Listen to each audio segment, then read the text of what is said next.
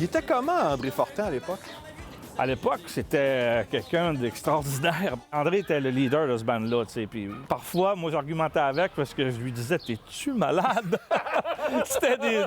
Tu sais, il y avait des idées, mais il rendait à terme tout le temps. Il était absolument... C'était vraiment trippant. Sûrement les plus beaux moments de ma vie. Là. Dans ma petite ville, on était juste 4000, puis la rue principale, ça s'appelait Saint-Cyril. Marat Tremblay, 2116 boulevard Saint-Laurent. Ouais.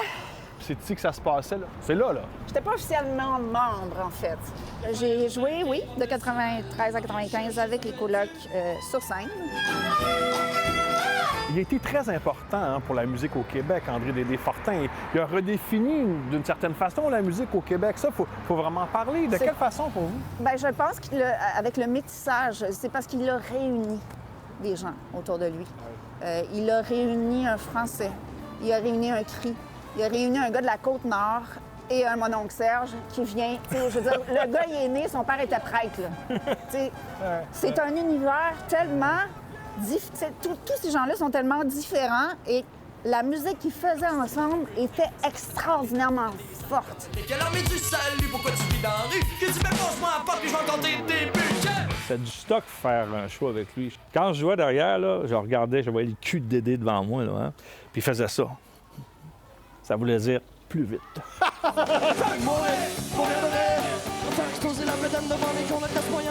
J'ai vécu un amour caché avec Dédé parce que il y avait quelque chose de très grand qui se passait entre nous. C'était quelqu'un qui était rempli de projets, mais extrêmement insécure.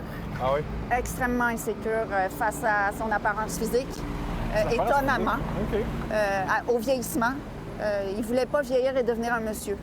C'est un beau gars. C'était tout. Ben là, dis-moi pas ça, moi, j'étais amoureuse de lui, raide.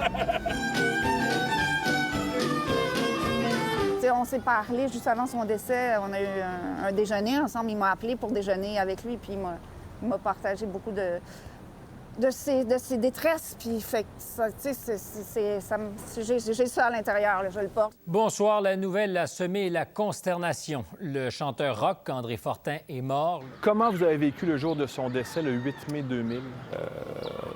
Ben rock'n'roll. Ça fut vraiment très difficile à vivre, là. Mais... Ça l'a encore, hein? Ah oui? Ben oui.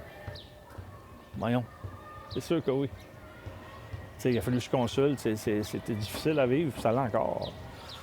Il est marquant, ce gars-là, mon gars. OK? Fait que... J'ai la lettre d'amour qu'il m'a écrite dans mon tiroir. Tous les jours, je pense à... Tu sais, sa dernière phrase, c'était « Il est parfois périlleux de défier le destin ». Donc, c'est difficile à la fois, c'est lumineux, comme tu dis, à la fois parce qu'il a laissé quelque chose d'extrêmement beau, extrêmement riche à la culture québécoise. C'est à cause de mon répondeur, y a absolument rien sans cassette. Petit cassoir dans mon petit cœur, il fait